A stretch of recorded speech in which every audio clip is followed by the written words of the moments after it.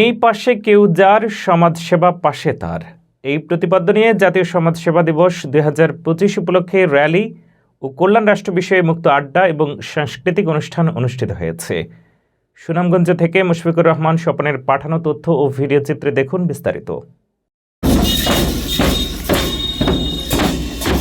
জাতীয় সমাজসেবা দিবসে মুক্ত আড্ডা, র্যালি ও সাংস্কৃতিক অনুষ্ঠান।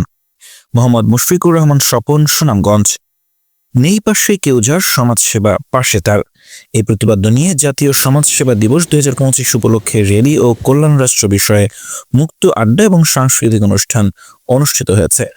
জেলা প্রশাসন ও জেলা সমাজসেবা অধিদপ্তরের যৌথ আয়োজনে বৃহস্পতিবার সকাল ৯:৩০ শহরের পৌর মার্কেটের সামনে থেকে একটি র্যালি বের করে বিভিন্ন সড়ক প্রদক্ষিণ শেষে ঐতিহ্য জাদুঘর প্রাঙ্গণে মুক্ত আড্ডায় এসে মিলিত হয়। অনুষ্ঠিত মুক্ত আড্ডা পরিচালনা করেন জেলা প্রশাসক ডক্টর মোহাম্মদ ইলিয়াস মিয়া। আড্ডার সূচনায় ছিলেন জেলা সমাজসেবা অধিদপ্তরের উপপরিচালক সুচিত্রা রায়।